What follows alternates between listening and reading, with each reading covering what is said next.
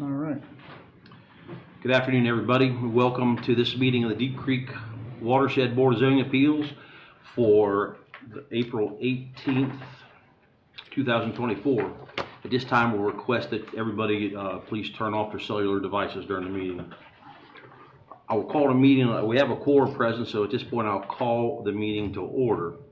I am your board chairman, Bruce Swift. To my left is board member Bob Hoffman and board member Russell Symes. To my right, also in attendance today, is zoning administrator Bruce Metz. We are your Deep Creek Watershed Board of Zoning Appeals. We are appointed by the county commissioners and serve at their pleasure. The purpose of this board is to provide competent interpretation and full equitable application of the Deep Creek Watershed zoning ordinance. Gentlemen, you should have received in your packet a copy of the minutes from the last meeting. If you have reviewed them and have no additions or corrections, I will ask for a motion to approve as written at this time. Do I have a motion? Motion. And a second? Second. All in favor, so passed. At this point, we'll move on to the public hearing portion of our meeting.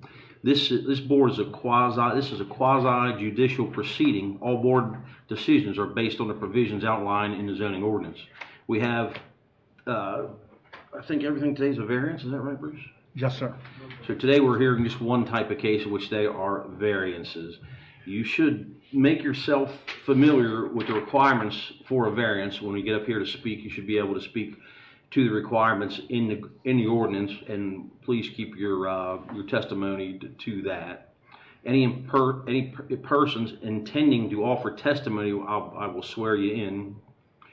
While this board will make every effort to come to a final decision this afternoon, we do have up to 10 days to render a decision. I believe we'll be able to do that today.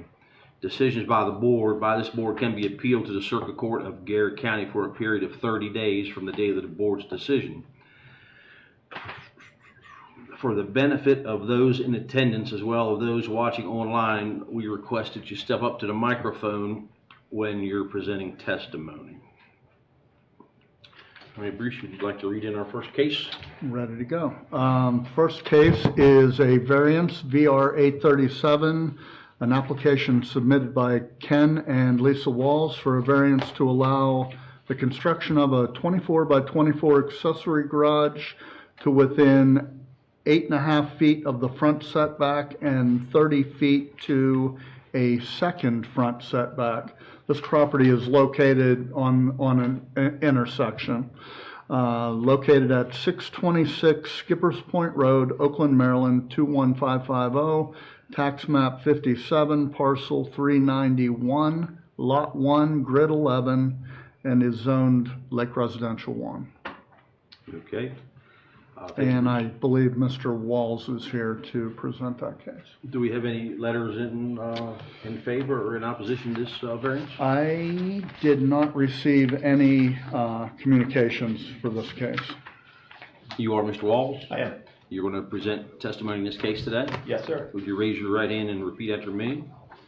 Do you swear and affirm that the testimony that you're about to present to the Deep Creek Watershed Board of Zoning Appeals is the truth? If so, answer I do. I do.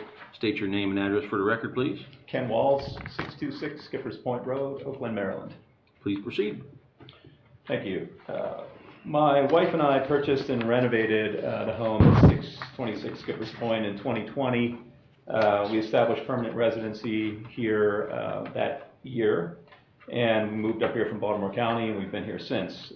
We completed the renovation and would now like to construct a 24 by 24 by 18 feet high two-car garage. We applied for a building permit and learned after we applied that our property is deemed to have two fronts, one on Skippers Point Road and the other perpendicular to that, bordering Skippers Estates Drive, a private road not open to public traffic. It was explained to us that the private nature of Skippers Estates Drive is not relevant to the issue of minimum setbacks.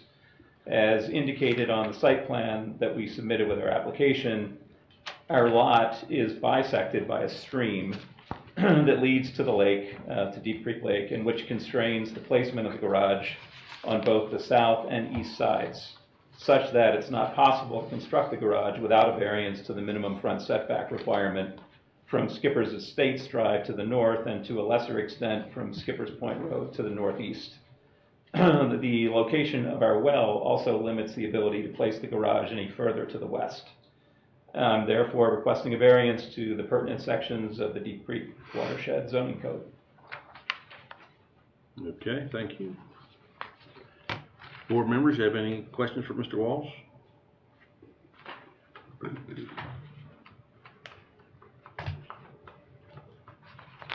Seems like a pretty large partial property, even though it seems to have two different boundary lines. I don't understand that exactly, but is that from the different deeds, or how did that come to be? Are you referring to the two fronts? I think you're seeing setbacks in that the inner Dotted dimension are setback lines. I got you, Yeah. okay. Well, I guess then my question comes to the size of the lot and where you could place the building without it requiring such setbacks. Right, and I think the short answer is there's no other place to put it because of the stream. Well, how close can you come to the stream? Well, I'd be concerned about building, we want to put a concrete foundation there. Mm-hmm. I'd be concerned about disrupting, the area just, close and adjacent to the stream. I don't know the exact answer to your question as far as how close we could get to the stream. I'm not. I know when we just recently had an addition put on, there was some concern about how close the addition could come to the stream. I think out of concern for, disrupting microorganisms and other, factors affecting the quality of the stream and the water. The back corner of your existing property, as I see it there now, looks to be within about 15 feet of the stream. The way the stream is projected there. Seems to me like you could take and move that building closer to the stream without getting within 15 feet of it and getting away from a significant amount of your back set on the Skipper's Estates drive. Well, yeah, so I'm not sure that we could do that, because in order to be within those dashed lines that represent the setback, I don't know that we could fit a 24 by 24 foot No, structure. not completely in that, but you would only be looking at the original setbacks, and you're looking for your variance then to be very much less from the Skipper's Drive or the Estates Drive from 8.6 to you could get several feet way back. Are you referring I'm to this looking corner? at coming from the corner. If Can I step up there? yeah, yes you may. In where they're sitting here now, Yeah. you could come back and over in this corner and be away from the property line and be over in here. Right, but then I'd be in the stream. No, you wouldn't. You wouldn't have to come within 15 feet of the stream and still put your 24 by 24 in there, and require less closeness to the property line on the front. And I think if you had that examined, you probably would find that you could. You just have to. I don't think there is any reason that you can't get within a reasonable distance of that stream, as long as you're not interfering with the stream. I mean, Okay. but I don't mean to get into a debate. I was just trying to point out, I think you have ample room to move that building to where you would not be as close to the intersection. Okay, we'd have to take a look at that. I mean, I guess I came here with, With with the the hopes of thinking that getting it the wouldn't fit, 18.6, so we need to take a look at that. It's not clear to me that it would, but All right. certainly open to it. If I might, the way the variance reads is to, for the board to allow you the least amount of variance as Right. possible. Right. So I think that's what Russell was getting at. Yeah. Bob, you have any questions for Mr. Walls? You have a garage on that property already. It's not shown, I think it's a garage. I mean, it's a separate building. I think of it more as a shed. Yeah, it's not shown on the plat here.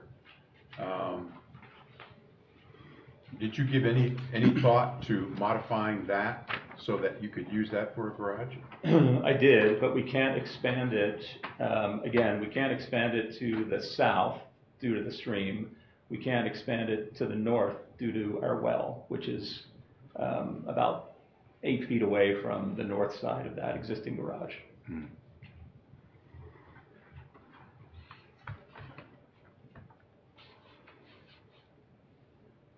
I don't have any other questions. Okay, Mr. Walls, thank you. I'll have Okay, it for you. thank you. Is there anybody else who would like to speak in favor of this variance? Is there anybody present that would like to speak in opposition?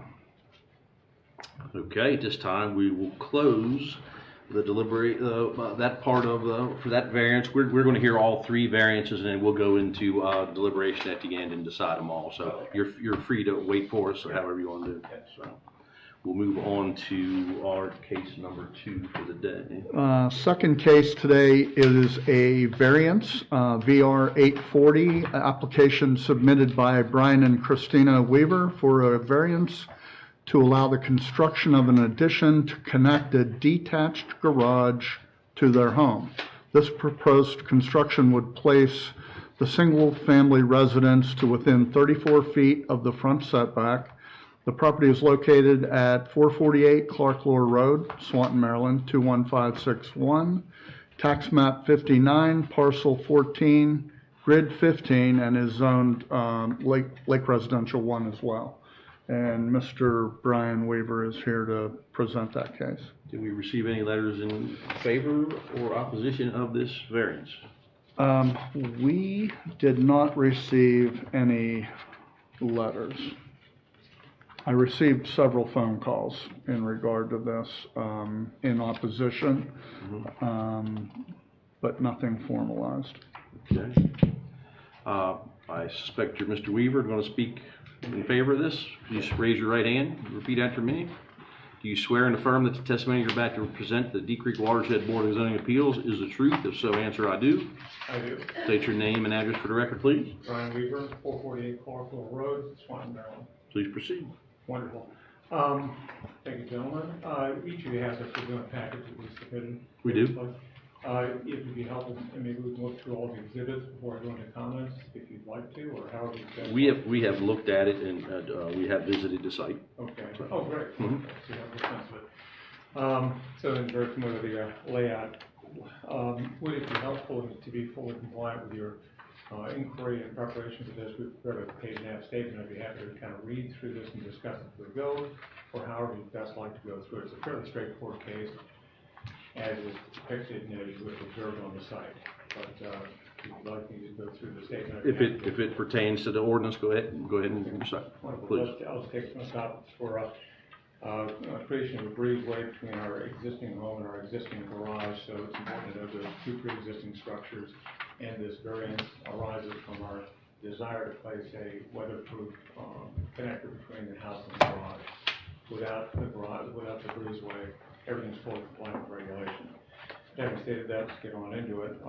So a reduction is requested to the LR1 property line offset by 5 feet, a reduction from 40 feet to 35 feet in order to accommodate construction of an enclosed single-story breezeway between the pre-existing home and our pre-existing garage. Please note that this variance request is solely a result of our intent to construct the subject breezeway. Absent the breezeway, the current garage structure is fully compliant with the 25-foot offset requirements for a detached garage. The act of connecting the proposed breezeway to the garage results in a change of 15 feet from 25 to a 40-foot offset, which is stipulated for the garage. Moreover, the only portion of the garage which exceeds the 40-foot restriction is the easternmost corner of the garage. The remainder of the garage is fully compliant with or without the breezeway. Please also note that none of the proposed breezeway structure violates the 40-foot offset requirement, as the closest extremity of the proposed breezeway is no closer than 43 feet to the nearest property boundary. And that should presumably be well self-evident in the schematics we provided. Any questions on that? Okay. So a variance of 5 feet is also requested for a proposed lean-to shed to be placed along the eastern side of the pre-existing structure. This would be just sort of a lean-to sort of structure with posts and that sort of thing to roll our lawn equipment underneath. Proposed lean-to structure will be no closer than 15 feet to the rear property line. Once again, see the attached schematics. So the rationale supporting this request is the exceptional irregularity of the property's physical boundary shape presents conditions whereby strict application of the regulations have resulted in a practical difficulty and unnecessary hardship, depriving us, the owners of the property, the reasonable use of the land or building involved. That kind of tailors to the stipulations of the regulations. So as you can see, we have fundamentally a triangular shaped lot that creates this problem. If we had anything resembling a rectangle, we'd have no issues whatsoever with the lot. So the justification, the subject enclosed breezeway is intended to provide a weather-safe passageway between the pre-existing garage and home to accommodate routine uses as might be expected for any normal single-family residence. Absence of this weather-safe breezeway creates a persistent obstacle to the quiet enjoyment of our home by requiring routine transit to the garage by way of a gravel-covered parking pad and related landscaping, which is frequently wet, muddy, rain-soaked, and often snow-covered. So it's a real convenience for us to be able to get between the garage and the house, particularly on cold Garrett County winter nights. In the next page, I'll go ahead and discuss the various stipulations in the regulations and our response to those. So the requested variance is not to be contrary to public interest. Practical difficulty and an unnecessary hardship will result in this variance is not granted. These are Garrett County stipulations. In the following statement and related documents, we establish and substantiate that our appeal for the variance is in conformance with the requirements and standards listed below. Okay, so item number 1. The granting of the requested variance will be in harmony with the general purpose and intent of this chapter in that it will, and what I've done is constructed this with a stipulation in our response to the stipulation. So first of all, the stipulation is that it will not be injurious to or alter the character of the neighborhood. So our response is that we seek approval of an enclosed single-story breezeway, which is a routine structure used to integrate the functional elements of a garage and home in our LR1 community. And we have homes all over our community that have a garage and have a home and have a connection between them. All right, I'm sure all of us have seen those around the community. Second stipulation B is will not impair adequate light and air to the adjacent property. Our response to that is the nearest structure to the subject single-story breezeway are 100 plus feet distant from the proposed breezeway, so a good long distance away. The connector is shielded from sight on all approaches but for the driveway to the structure. As you see in the attached photographs that give you a lay of the land, and you've of course been by the property, so you've seen it and observed that yourself. So that's a response to that. Moving on to stipulation number 2. I missed one. Stipulation number C, or item C, stipulations that it will not impair views of the adjacent property or otherwise be detrimental to the public welfare. Our response to that is response, of course, of the item 1B above. We're fundamentally shielded from view for everybody around us. Garage breezeway will be 100 plus feet distant from other structures, shielded from view by mature Norway spruce trees, and no conceivable threat to public welfare or views of the lake. There's no trajectory if you were to drive up to our driveway and actually look at the breezeway that it would block anything except more views of our Norway spruce trees that lie behind it. So you cannot see the lake itself from any perspective. Now, moving on to item number 2. Stipulation is the granting of the variance will not permit the establishment within a district of any use that is not permitted in that district. Okay? Our response to that is that we intend to use our home in no way different from its usage over the past 20 years, which is fully in compliance with norms and regulatory standards for our LR1 zoning. That's stipulation 2. Moving on to stipulation 3, the special circumstances or conditions fully described in the findings apply to the land or buildings for which the variance is sought. Which circumstances or conditions are such that strict application of the provisions of this chapter would deprive the applicant of the reasonable use of such land or building or create unnecessary hardship. Okay? So our response to that is that, our observation regarding that is the special circumstances or conditions fully described in the findings apply solely to the land and the home for which the variance is sought. The special circumstances arises out of the property boundary shape, which forms a triangle, as noted previously. This triangular shape deprives us of the reasonable use of our land and home by preventing the permitted construction of an enclosed garage breezeway, as would otherwise be customary for a home of similar design in our LR1 community. Once again, schematics attached. Last stipulation, the granting of the variance is necessary for the reasonable use of the land and home, and the variance as granted by the board is the minimum variance that will accomplish this purpose, okay? Our response to this is there is no other means to accomplish the intended purpose of the requested permit other than by the creation of an enclosed weather-safe garage breezeway, whose creation necessitates the approval of a variance that arises from regulations requiring a 40-foot offset occasioned by the simple attachment of the garage to the main home by the enclosed garage breezeway. So, having said all that, just summarizing again, we have two structures that are fully permitted and fully compliant.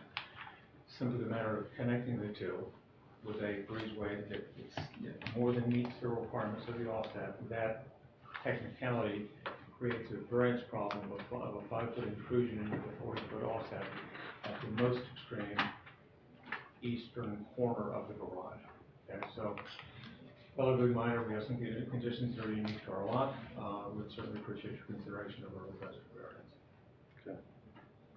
Thank you. Okay, I'll start this one.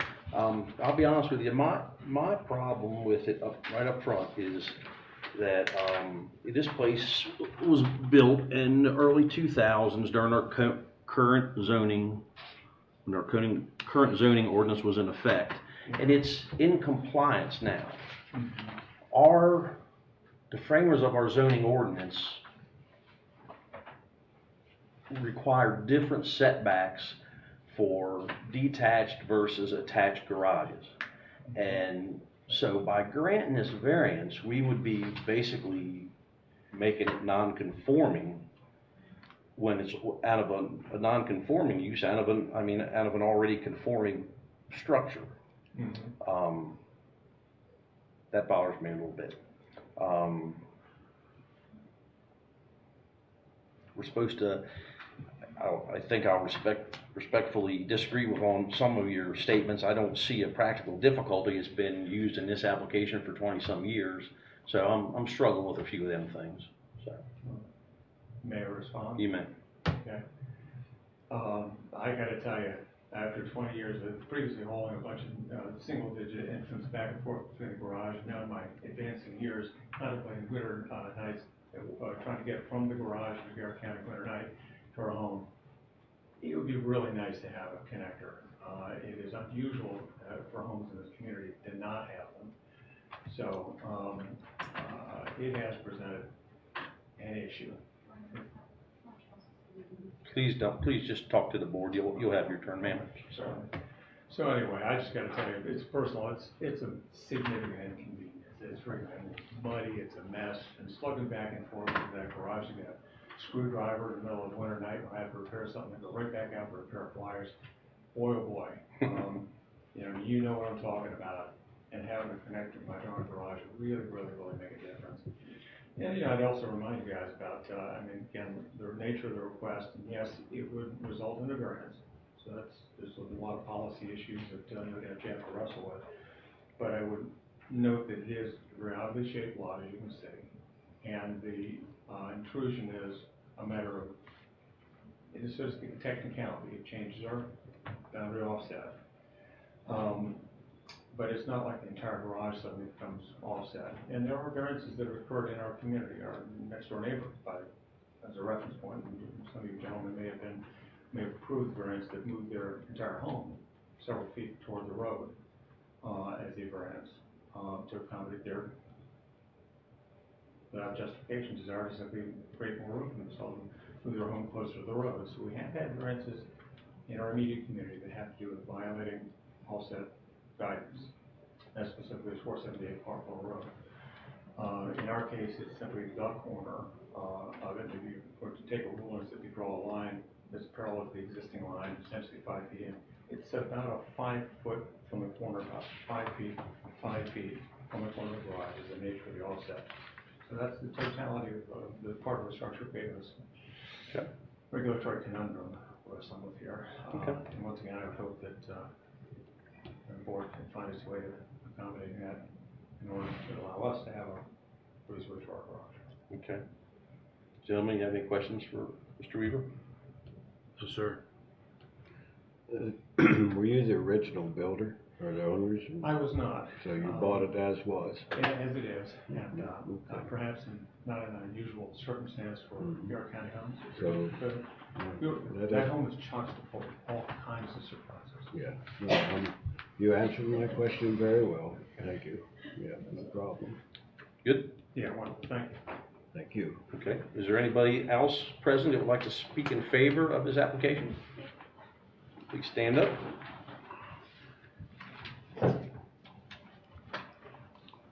Raise your right hand, please. Do you swear and affirm that the testimony you're about to present to the Deep Creek Watershed Board of Zoning Appeals is the truth? If so, answer I do. I do. Your name and address for the record. Christina Weaver, 448 Clark Lower Road, Swanton, Maryland, 21561. Please proceed. Great. Sorry I interrupted you. You're But what I was just trying to say was that over the 20 years that we've had the house, we did not live there full time. And what we've done is we've, 2020, 2021, we've now made it our full-time home. And what we found in the winter times, especially because of the way our parking pad is, it's a combination of gravel and it's very steep. It gets very icy. We have a lot of water problems, and so it makes it very difficult to get to the cars, to get out to the garage, and we've slipped and we've fallen several times. So one, we live here, so we're here much more frequently, so it's become much more of an issue.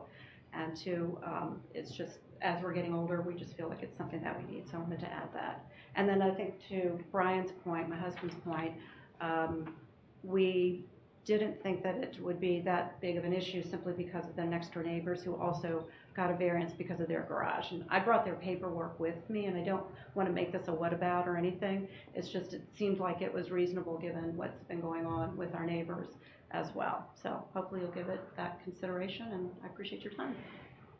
Any questions? Anybody have any questions? All right, thank you. Thank you. Anybody else present that would like to speak in favor of this variance? Anybody present that would like to speak opposed? All right. Thank you. Moving on. Number 3. It's a variance, VR 841, application submitted by Brian and Susan Ivanchak for a variance to allow the construction of a residential addition to within 9 feet of the side property line. The property is located at 337 Santa Fe Trail, tax map 50, parcel 610, lot 115, grid 20, and is also zoned Lake Residential 1. And I believe Mrs. Ivanchak is going to present. No letters in favor or in opposition? No communications on this, no. Okay. Please raise your right hand and repeat after me. Or do you swear and affirm that the testimony you're about to present to Deep Creek Watershed Board of Zoning Appeals is the truth? If so, answer I do. I do. State your name and address for the record, please. My name is Susan Ivanchak. It's 1513 Jennifer Court, Northampton, Pennsylvania. Or do you want the address here? That's fine. Okay. Okay, and we did have a letter in support that should have been impacted as well from our neighbor. You did. We'll get to that. Go ahead. Okay, yeah. So we bought the house in 2020 here, and we pretty much lived here during the pandemic since our